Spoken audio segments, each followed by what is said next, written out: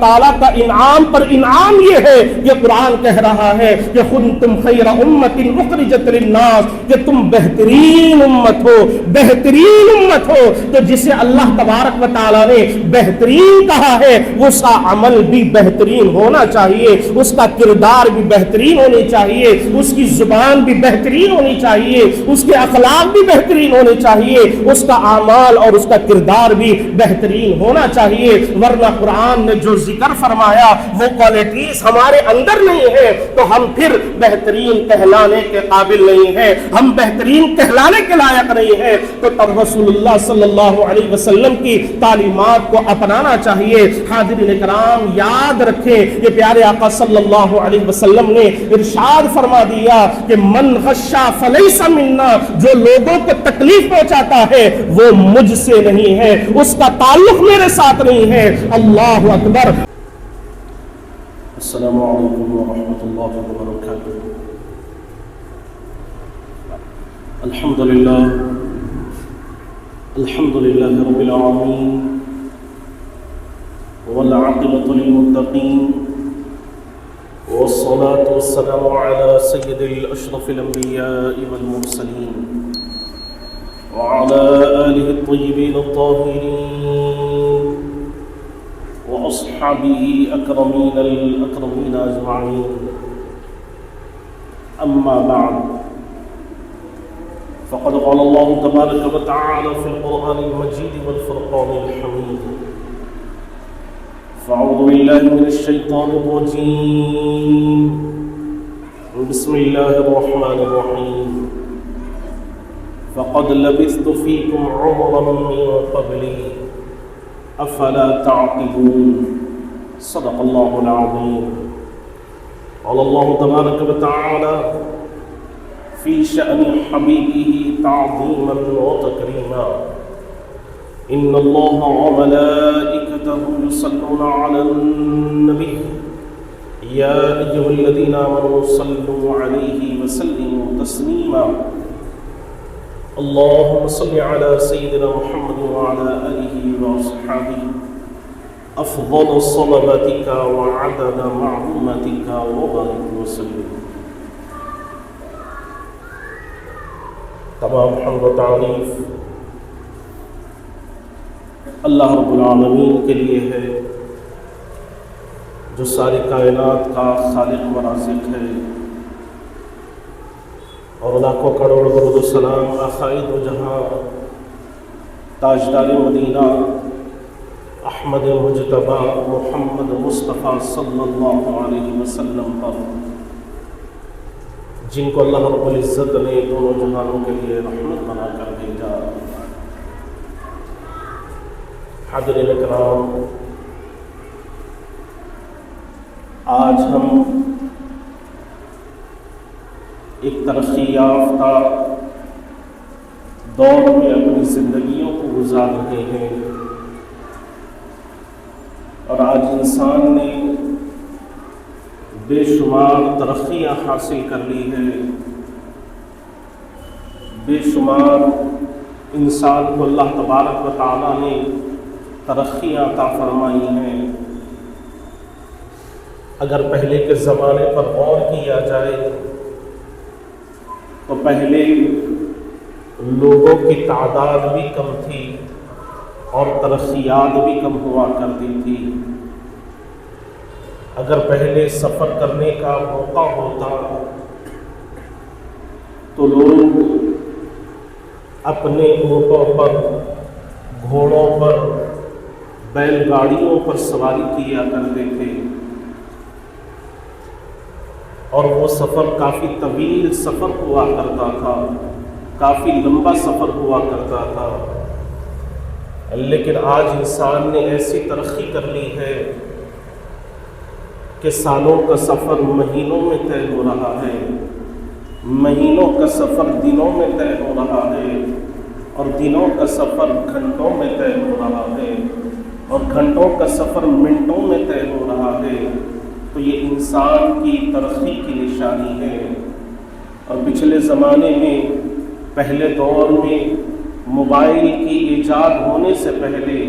Mobile کے آنے سے پہلے اگر کسی کو اپنے کسی رشتہ دار سے بات کرنا ہوتا، اپنے کسی دوست و احباب سے کچھ بات کہنی ہوتی تو خط لکھا جاتا تھا، لیٹرز لکھے جاتے تھے، اور وہ لیٹرز بھی کئی دنوں کے بعد ان کے پاس پہنچتے، اور وہ پڑھ کر جب اس کا جواب دیتے تو وہ جواب بھی کئی دنوں کے بعد آیا کرتا تھا۔ لیکن آج ترقی کا ایسا دور ہے کہ اگر انسان کو کسی سے بات چیت کرنی ہو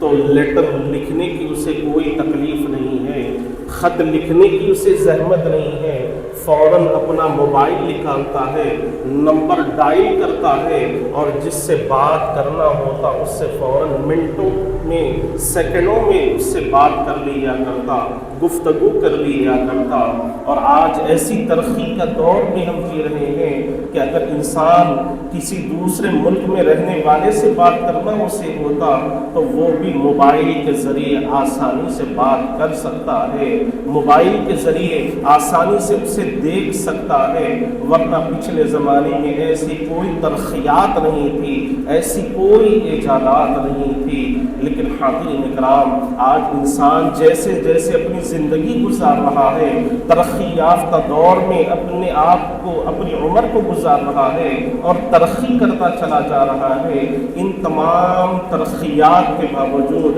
ان تمام کامیاب ایجادات کے باوجود آج انسان کا معاملہ یہ ہے کہ انسان ترقی تو کر رہا ہے لیکن اس کے اندر انسانیت نظر نہیں آ رہی ہے، اس کے اندر کوئی احساس نظر نہیں آ رہا ہے، اس کے تعلقات میں کوئی محبت نظر نہیں آ رہی ہے، کوئی ہمدردی نظر نہیں آ رہی ہے، کوئی مربت نظر نہیں آ رہی ہے۔ پہلے کے لوگ کئی مہینوں کے بعد ملاقات کیا کرتے تھے لیکن بڑی محبتوں سے ملا کرتے تھے، بڑی شفقتوں کا اظہار ہوا کرتا تھا، اگر گھر میں کوئی مہمان آتا تو بڑی خوشی کا اظہار کیا جاتا تھا۔ لیکن آج کا دور ایسا ہے کہ کئی ایسے گھر ہے کہ جہاں پر مہمان آتا ہے تو ناراضگی کا اظہار کیا جاتا ہے، مہمان کی خدمت کو زحمت سمجھا جاتا ہے، مہمان نوازی کو تکلیف سمجھی جاتی ہے۔ تو حاضرین کرام، جب انسان کے اندر سے انسانیت ختم ہو جائے گی، انسان کے اندر سے ہمدردی ختم ہو جائے گی، انسان کے اندر سے منوت ختم ہو جائے گی تو پھر وہ انسان کہلانے کے قابل کہاں سے رہے گا؟ اللہ تبارک و تعالیٰ نے تمام مخلوقات میں انسان ہی کو اشرف المخلوقات بنایا ہے، تمام مخلوقات کا لیڈر اللہ تبارک و تعالیٰ نے حضرت انسان کو بنایا ہے، اور ایسی عزت عطا فرمائی کہ قرآن میں ارشاد ہوتا ہے کہ لقد کرمنا بنی آدم، اللہ نے حضرت انسان کے سر پر تاج رکھا ہے، انسانیت کا تاج رکھا ہے، انسان کو اللہ تبارک و تعالیٰ نے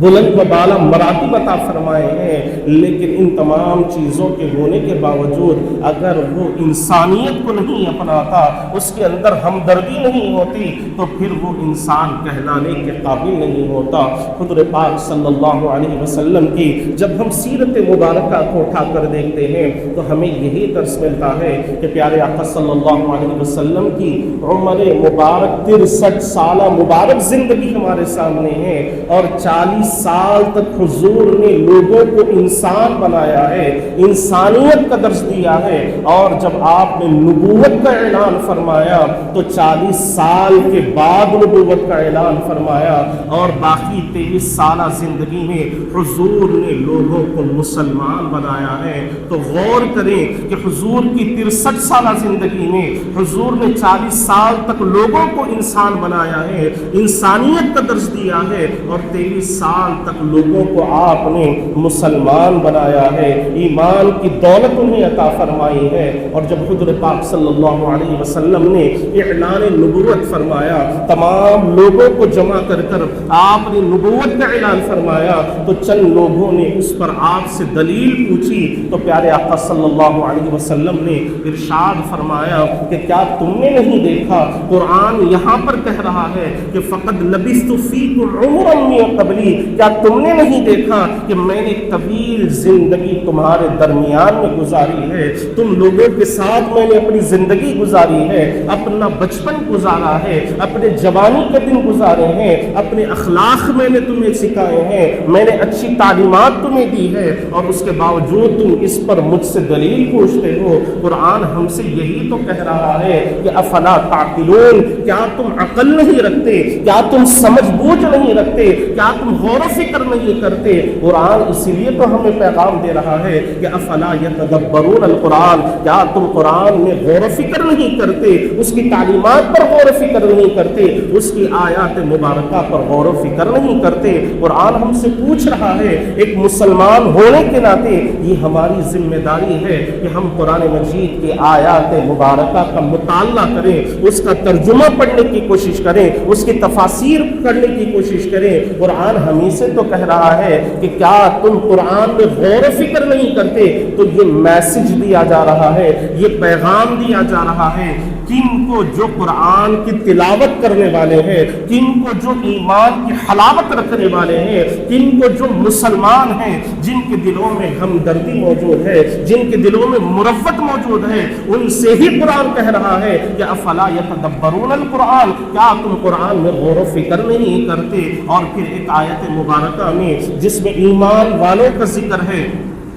جس میں مومنین کی نشانیوں کا اللہ تبارک و تعالیٰ نے ذکر فرمایا، اس میں بھی یہی ارشاد ہوتا ہے کہ الذین یذکرون اللہ قیاما وقعودا وعلی جنوبہم ویتفکرون، یہاں پر یہ تفکرون کہہ کر ہمیں فکر دی جا رہی ہے کہ تم غور و فکر کیا کرو، تم غور و خوض کیا کرو، تم سوچا کرو کہ اللہ تبارک و تعالیٰ نے تمہیں کس طرح سے ایمان کی دولت عطا فرمائی ہے، کس طرح اللہ نے تمہیں مسلمان بنایا ہے، کس طرح خدا نے تمہیں انسان بنایا ہے، کس طرح اللہ نے تمہیں پیارے آقا کا امتی بنایا ہے، کس طرح اللہ تبارک و تعالیٰ نے تمہیں اپنا بندہ بنایا ہے، تم سے اللہ تبارک و تعالیٰ کیسی محبت فرماتے ہیں، کیسی کیسی نعمتیں خدا نے تمہیں عطا فرمائی ہے، اسی پر انسان کو غور کرنے کا حکم دیا جا رہا ہے، اور فرمایا جا رہا ہے کہ اللہ کے نیک بندے وہ ہیں جو لیٹے لیٹے بھی خدا کا ذکر کرتے ہیں، بیٹھے بیٹھے بھی خدا کا ذکر کرتے ہیں،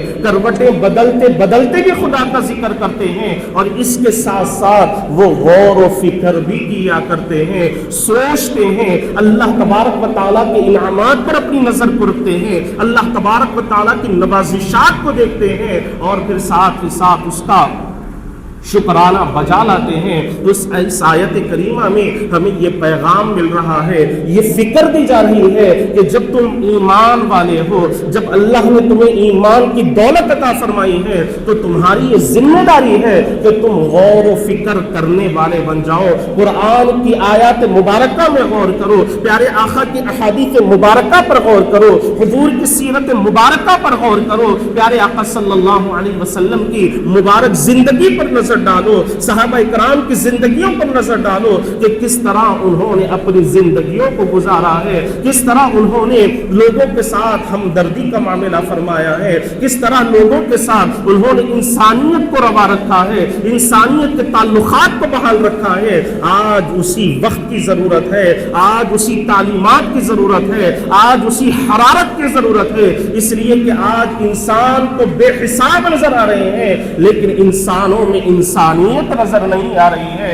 انسانوں میں ہمدردی نظر نہیں آ رہی ہے، انسانوں کے اندر مروت محبت نظر نہیں آ رہی ہے۔ تو قرآن ہمیں یہی تو پیغام دے رہا ہے کہ تم بہترین امت ہو، تم بہترین امت ہو، تمہارا کام یہ ہے کہ بھلائی کا حکم دیا کرو، برائی سے روکا کرو، یہی تو قرآن مجید کی تعلیمات ہے۔ قرآن یہی غور کرنے کا حکم دے رہا ہے، غور کر کر عمل کرنے کا حکم دے رہا ہے، عمل کر کے دوسروں تک پہنچانے کا پیغام ہمیں دے رہا ہے۔ حاضرین کرام، پیارے آقا صلی اللہ علیہ وسلم نے کس طرح انسانیت کی تعلیم فرمائی ہے کہ انسان تو انسان، جانور بھی حضور پاک صلی اللہ علیہ وسلم کی بارگاہ میں آ کر اپنی تکالیف کو بیان فرمایا کرتے، اپنی تکالیف کا اظہار فرمایا کرتے۔ کیا وہ واقعہ آپ نے نہیں سنا کہ ایک اونٹ جو پدک گیا تھا، کسی کے خوابوں میں نہیں آ رہا تھا، کہ کچھ لوگوں نے جا کر حضور کی بارگاہ میں اس کے مطابق متعلق بیان فرمایا، اس کی کیفیت کو بیان فرمایا، تو حضور پاک صلی اللہ علیہ وسلم اس اونٹ کے پاس آتے ہیں جو بے قابو ہو چکا تھا، کسی کے کنٹرول میں نہیں آتا، کسی کے قابو میں نہیں آتا، لیکن جیسے ہی حضور کو دیکھتا ہے تو اس کریم آقا کے قدموں میں اپنے سر کو لا کر رکھ دیتا ہے، پیارے آقا کے مبارک قدموں میں اپنے سر کو لا کر رکھ دیتا ہے۔ اور پھر جب حضور پاک صلی اللہ علیہ وسلم نے اس پر شفقت کا اپنا دست مبارک پھیرا تو اس نے اپنے انداز میں حضور کی بارگاہ میں کچھ کلمات کہے، اور جب حضور نے اس کے کلمات کو سنے تو پیارے آقا کی آنکھ مبارک سے آنسو جاری ہو گئے۔ حضور پاک صلی اللہ علیہ وسلم کے چہرے مبارک پر آنسو آ گئے جب پیارے آقا صلی اللہ علیہ وسلم کی اس کیفیت کو صحابہ کرام نے دیکھا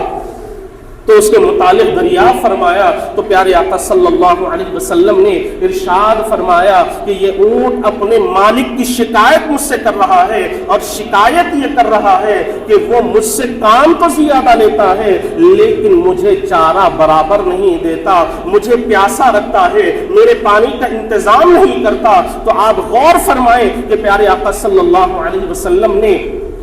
کیسی ہمیں انسانیت کی تعلیم فرمائی ہے۔ پھر خود حضور پاک صلی اللہ علیہ وسلم نے اپنے مبارک ہاتھوں سے ہی اسے رسی باندھی اور اس کے مالک کو حوالے کر دیا اور ارشاد فرمایا کہ کبھی تم اسے تکلیف نہ دینا، اس کی ضروریات کا خیال رکھنا۔ یہ پیارے آقا کی تعلیمات ہے۔ انسان تو انسان، جانور کے ساتھ بھی ہمدردی کرنے کا ہمیں درس دیا گیا ہے، جانور کے ساتھ بھی انسانیت کو اپنانے کا حکم دیا گیا ہے۔ اور جب یہی کوئی پیارے آقا صلی اللہ علیہ وسلم کی تعلیمات کو صحابہ اکرام نے دیکھا تو وہ صحابہ جنہوں نے طائف کے بازار میں پیارے آقا صلی اللہ علیہ وسلم کے مبارک جسم پر پتھر برسائے تھے، جس میں مبارک لہو لہان ہو گیا تھا، اور فرشتے آ کر عرض کرنے لگے کہ یا رسول اللہ آپ حکم فرما دیں تو ہم اس قوم کو دونوں پہاڑوں کے بیچ میں پیس کر رکھ دیں گے، انہیں ختم کر کر رکھ دیں گے۔ تو حضور پاک صلی اللہ علیہ وسلم کی رحمت پر قربان جائیں، حضور کی محبت پر قربان جائیں۔ پیارے آقا صلی اللہ علیہ وسلم نے ارشاد فرمایا کہ اے ملائکہ، اللہ تبارک و تعالیٰ نے مجھے تکلیف دینے والا بنا کر نہیں بھیجا بلکہ رحمت والا بنا کر بھیجا ہے، رحمت للعالمین بنا کر اللہ تبارک و تعالیٰ نے مجھے بھیجا ہے۔ اور میں دیکھ رہا ہوں کہ ان کی آنے والی نسلیں لا الہ الا اللہ محمد الرسول اللہ کا کلمہ پڑھنے والی ہوگی، اسلامی تعلیمات پر عمل کرنے والی ہوگی، شریعت مطہرہ کی حفاظت کرنے والی ہوگی۔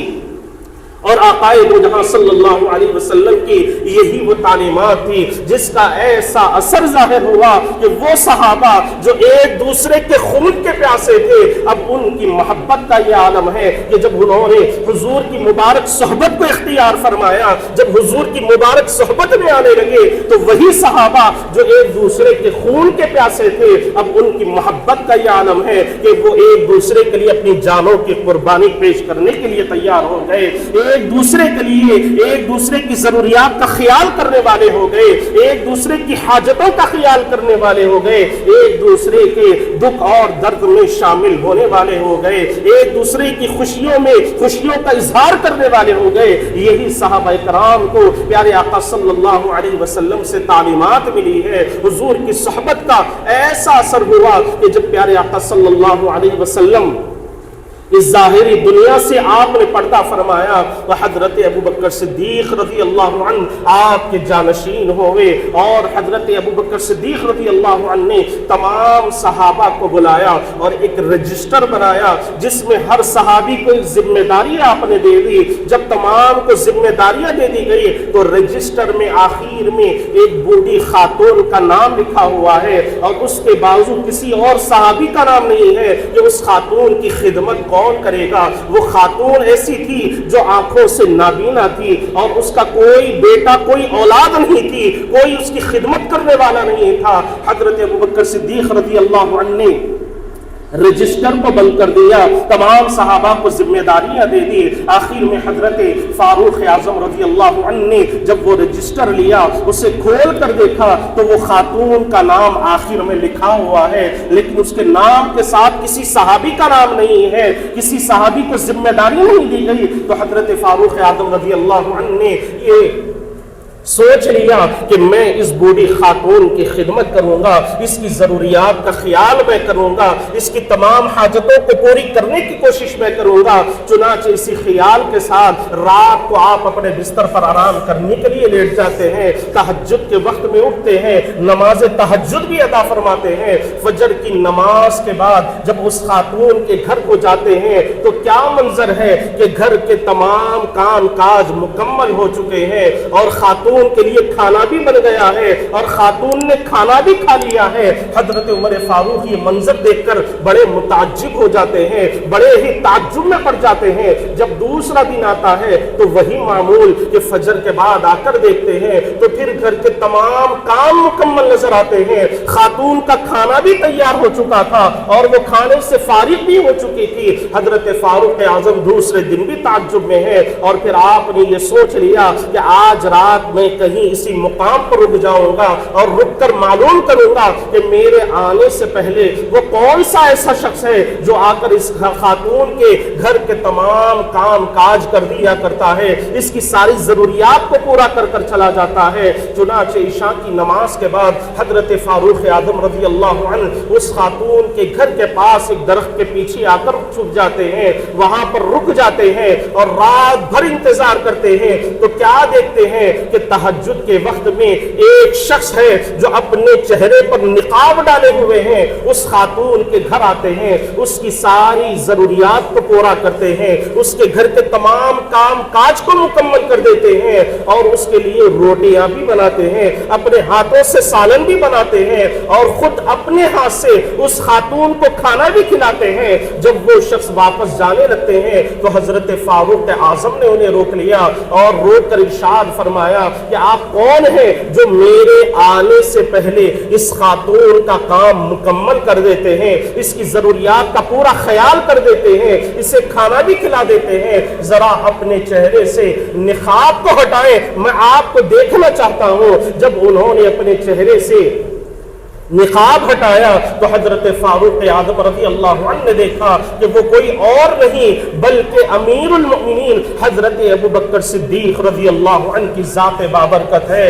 वक्त के खलीफा है, अमीरुल मोमिनीन है, लेकिन उस बूढ़ी खातून की खिदमत कर रहे हैं, उस नाबीना खातून की खिदमत पर मामूर है। और आज के अगर हम लोगों पर नजर डालेंगे, लीडरों पर नजर डालेंगे तो उनका क्या मामला है, उनकी क्या कैफियत है, उनका क्या अमल है, उस अमल को देखें और हजरत अबू बकर सिद्दीक रज़ी अल्लाहु अन्हु के मुबारक अमल को देखें। उससे ये पैगाम मिल रहा है कि अगर कोई लीडर हो, कायद हो, तो उसे हजरत अबू बकर की सिफात को अपने अंदर पैदा करना पड़ेगा, हजरत अबू बकर सिद्दीक रज़ी अल्लाहु अन्हु की क्वालिटीज को अपने अंदर पैदा करना पड़ेगा। हाज़रीन कराम, जब हजरत फारूक आज़म ने उनके चेहरे पर से नकाब हटते हुए देखा तो इरशाद फरमाया कि ऐ अबू बकर, आप तो अफजलुल अंबिया बित्तहकीक है, तमाम नबियों के बाद आपका मुकाम अफजल तरीन है और आपने अपने चेहरे पर निकाब क्यों डाला हुआ है? तो हजरत अबू बकर सिद्दीक रज़ी अल्लाहु अन्हु की आजिज़ी पर कुर्बान जाए,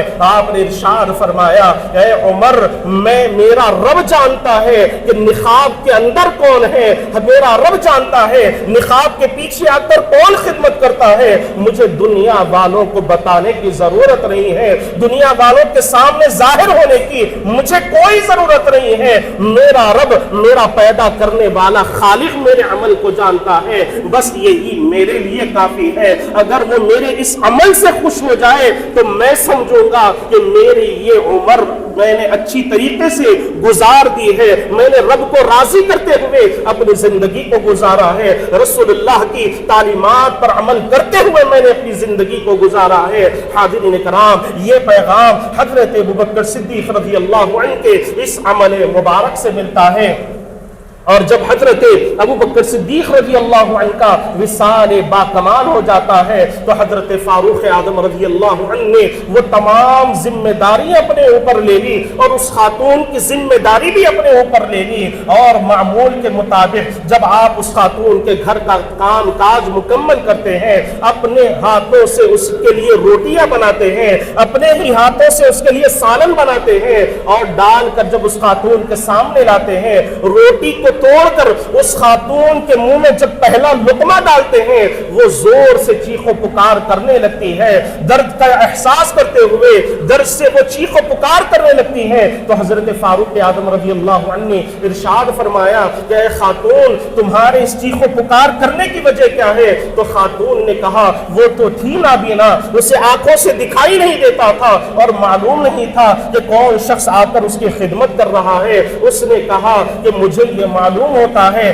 کہ روزانہ جو میری خدمت کرنے کے لیے آیا کرتا تھا آج کوئی اور انسان خدمت کے لیے آیا ہوا ہے، پہلے والا شخص مجھے نظر نہیں آتا۔ تو حضرت ابوبکر صدیق رضی اللہ عنہ کا جو عمل مبارک ہے ہمیں یہ پیغام دے رہا ہے کہ تم بھی اپنے اندر انسانیت کو پیدا کرو۔ حضرت فاروق اعظم نے اس سے سوال فرمایا، پوچھا کہ اے خاتون جو شخص پہلے آتا تھا وہ تمہیں کیسے کھانا کھلاتا تھا؟ تو خاتون نے کہا کہ اس آنے والے کو معلوم تھا کہ میرے منہ میں دانت نہیں ہے اور چبانے کی میرے اندر قوت نہیں ہے، تو وہ جب میرے لیے کھانا لاتے تھے تو پہلے کھانے کو نرم کرتے تھے، روٹیوں کو میرے لیے نرم کرتے تھے اور اس کے بعد میرے منہ میں ڈالتے تھے تو میں آسانی سے اس کھانے کو کھا سکتی تھی۔ حضرت ابوبکر صدیق رضی اللہ عنہ کے جب اس عمل مبارک کو آپ نے سنا تو فوراً حضرت عمر فاروق رضی اللہ عنہ نے بھی ویسے ہی عمل کرنا شروع کر دیا۔ تو حاضرین اکرام اس واقعے سے ہمیں یہ پیغام ملتا ہے کہ پیارے آقا صلی اللہ علیہ وسلم نے جو تعلیمات صحابہ اکرام کو عطا فرمائی ہے وہی تعلیمات کو آج ہمیں بھی اپنانے کی ضرورت ہے، انہی تعلیمات پر عمل کرنے کی ضرورت ہے۔ اور حضرت فاروق اعظم رضی اللہ عنہ نے جب حضرت ابوبکر صدیق کو اس خاتون کی خدمت کرنے کے لیے آتے ہوئے دیکھا تو ایک منظر آپ نے یہ بھی دیکھا کہ حضرت ابوبکر صدیق رضی اللہ عنہ کے پیروں میں کوئی چپل موجود نہیں ہے، کوئی جوتا وغیرہ موجود نہیں ہے، ننگے پیر ہی آپ وہاں پر آ رہے ہیں۔ تو آپ نے اس کے متعلق سوال فرمایا تو حضرت ابوبکر صدیق رضی اللہ عنہ نے ارشاد فرمایا کہ اے عمر اس کی وجہ یہ ہے کہ جو میں چپل پہنتا ہوں، جو کھڑاوے میں اپنے پیر میں پہنتا ہوں وہ لکڑی کے ہیں، اور جب وہ پہن کر میں چلتا ہوں تو اس لکڑی کی آواز آنے لگتی ہے، ٹک ٹک کر کر اس کی آوازیں آنے لگتی ہے، اور مجھے یہ گوارا نہیں کہ میرے چلنے کی وجہ سے کسی اور مسلمان کی نیند میں کوئی خلل پیدا ہو جائے، کسی اور مسلمان کو تکلیف پیدا ہو جائے۔ اللہ اکبر! آپ غور فرمائیں کہ کیسی انسانیت ان کے اندر موجود تھی، کس طرح ہمدردی ان کے دلوں میں موجود تھی۔ اور آج ہمارا کیا معاملہ ہے کہ باراتوں کو بڑی دھوم سے لے جاتے ہیں اور یہ احساس تک نہیں ہے کہ گھروں میں رہنے والے کوئی پیشنٹ بھی ہے، بیمار بھی موجود ہے، دل کے مریض بھی موجود ہے، ہمیں خیال نہیں ہے، روڈوں کو جام کر دیتے ہیں اور ہمیں خیال نہیں ہے کہ ہم کیا رسول اللہ کی تعلیمات پر عمل کر رہے ہیں۔ آپ مجھے بتائیں کہ کیا یہ مسلمان ہونے کا طریقہ ہے؟ کیا یہ مسلمان ہونے کا مقام ادا کر رہے ہیں؟ روڈوں پر ٹریفک کو جام کرنا، لوگوں کو تکلیفیں پہنچانا، لوگوں کو اذیتیں پہنچانا، یہ انسانیت نہیں ہے اور یہ رسول اللہ کی تعلیمات نہیں ہے۔ ذرا ابوبکر صدیق رضی اللہ عنہ کی زندگی پر نظر ڈالیں کہ جب پیر میں جو آپ کھڑاوے پہنتے ہیں اس کے چلنے کی آواز سے بھی بچانے کے لیے آپ ننگے پیر چلنا گوارا کرتے ہیں، ایسی زمین پر جہاں پر کنکر پتھر ہوتے تھے، آج کی طرح کوئی مضبوط روڈ نہیں پڑی ہوئی تھی، کوئی سی سی روڈ موجود نہیں تھی، وہاں پر کنکروں کی روڈ ہوا کرتی تھی، نوکیلے پتھر نکلے ہوئے ہوا کرتے تھے، ایسی جگہ پر بھی آپ نے ننگے پیر چلنا گوارا فرمایا، لیکن کسی مسلمان کو تکلیف دینا گوارا نہیں فرمایا۔ اور آج ہمارے معاشرے میں مسلمانوں کی کیا حالات ہے، ہم خود اپنے اپنے گریبانوں پر نظر ڈال کر دیکھیں کہ ہمارے کون سے عمل سے کس کو کتنی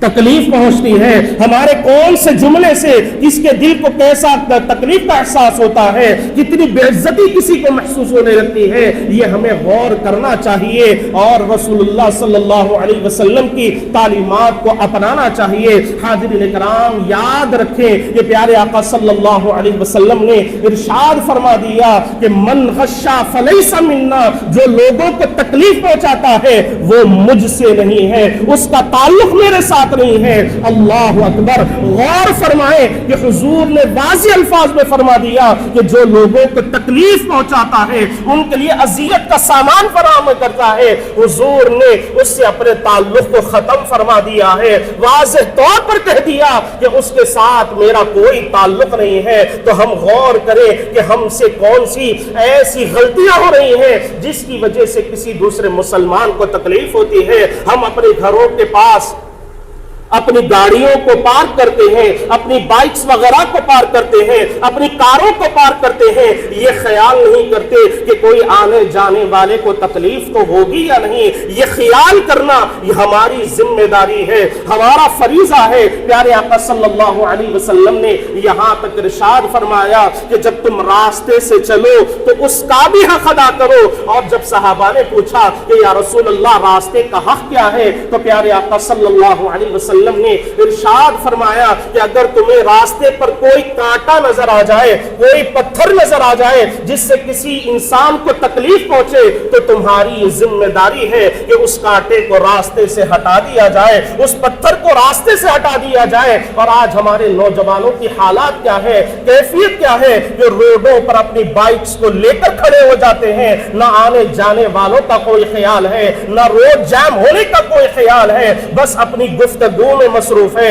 अपनी बात करने में मसरूफ है, अपने आप में मगन है। ये नहीं देखते कि रोड के बीच में बाइक खड़ी करने की वजह से लोगों को तकलीफें पहुंच रही है, रोड जाम होने की वजह से लोगों को अजियत पहुंच रही है, इसका ख्याल नहीं किया जाता। और हमने बारहा देखा है कि मसाजिद के बाहर भी जो पार्किंग की जाती है उसमें भी लोग ये ख्याल नहीं करते कि मस्जिद के अंदर आने वालों को मेरी बाइक पार्क करने से कोई तकलीफ होगी या नहीं। हाज़िरीन इकराम, कोई और जगह नहीं बल्कि मैं हमारी मस्जिद ही की बात करूंगा, हमारी मस्जिद हाजा ही की बात करूंगा कि लोग जब नमाज को आते हैं तो गाड़ियां इतने बेढंगे तरीके से पार्क कर देते हैं कि मस्जिद के अंदर आने जाने वालों को बड़ी तकलीफ होती है। जब ये देखकर बाहर स्टैंड लगा दिए गए कि उसके बाहर पार्किंग की जाए, तो अफसोस की बात यह है कि चंद ऐसे अक्लमंद हजरात हैं, ऐसी होश और समझ रखने वाले हैं जो उस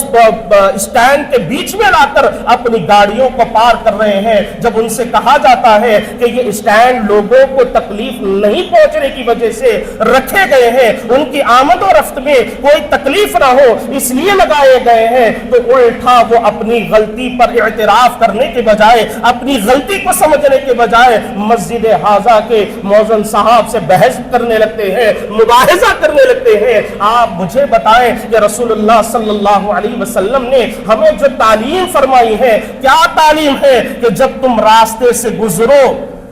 तो उसका हक अदा किया करो, जब रास्ते से गुजरो तो उसका हक अदा करना ये एक मुसलमान की जिम्मेदारी है। और हाज़िरीन इकराम, जब अल्लाह तबारक व तआला ने हमें इंसान बनाया, इंसान बनाने के साथ साथ लक़द कर्रमना का ताज हमारे सरों पर रखा, और उसके साथ साथ अल्लाह तबारक व तआला का इनाम पर इनाम ये है, ये कुरान कह रहा है कि कुंतुम खैरा उम्मतिन उखरिजत लिन्नास, कि तुम बेहतरीन उम्मत हो, बेहतरीन उम्मत हो। तो जिसे अल्लाह तबारक व तआला ने बेहतरीन कहा है उसका अमल भी बेहतरीन होना चाहिए, उसका किरदार भी बेहतरीन होनी चाहिए, उसकी जुबान भी बेहतरीन होनी चाहिए, उसके अखलाक भी बेहतरीन होने चाहिए, उसका आमाल और उसका किरदार भी बेहतरीन होना चाहिए। वरना कुरान ने जो जिक्र फरमाया वो क्वालिटीज हमारे अंदर नहीं है तो हम फिर बेहतरीन कहलाने के काबिल नहीं है, हम बेहतरीन कहलाने के लायक नहीं है। तो तमाम बातों का खुलासा कलाम यही है कि जब अल्लाह तबारक व तआला ने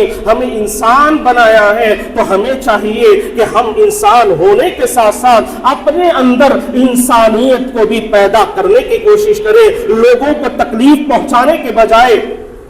उनके लिए राहत का सामान फराहम करने वाले हो जाए, उनके लिए इत्मीनान और सुकून के रास्ते फराहम करने वाले हो जाए। रसूलुल्लाह सल्लल्लाहु अलैहि वसल्लम की जिंदगी से हमें यही तो पैगाम मिल रहा है कि 63 साल मुबारक जिंदगी में हुजूर ने 40 साल तक लोगों को इंसान बनाया है, इंसानियत की तालीम फरमाई है, और फिर 23 साल जिंदगी में आपने लोगों को मुसलमान बनाया है, ईमान की दौलतें अता فرمائی ہے جب لوگوں نے پوچھا، اعلان نبوت کے وقت لوگوں نے پوچھا تو حضور نے یہی فرمایا کہ کیا تم نے میری 40 سالہ زندگی کو نہیں دیکھا؟ قرآن یہی تو کہہ رہا ہے کہ فقد لبثت فیکم عمرا من قبلی، کہ کیا تم نے میری طویل عمر کو نہیں دیکھا جو میں نے تمہارے درمیان میں گزاری ہے؟ کیا کبھی تم نے مجھے جھوٹ بولتے ہوئے دیکھا؟ کیا لوگوں کو تکلیفیں پہنچاتے ہوئے دیکھا؟ کیا لوگوں کی امانتوں میں خیانت کرتے ہوئے دیکھا؟ کیا کسی کو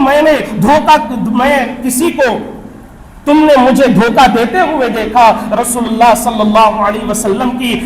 40 سالہ زندگی ہمیں یہی پیغام دے رہی ہے کہ حضور نے 40 سال تک جو لوگوں کو انسانیت کا درس دیا ہے، ہمیں بھی چاہیے کہ ہم اپنے اندر انسانیت کو پیدا کریں۔ اور پیارے آقا صلی اللہ علیہ وسلم نے انسانیت کی یہاں تک تعلیم فرمائی ہے کہ اگر کوئی بندہ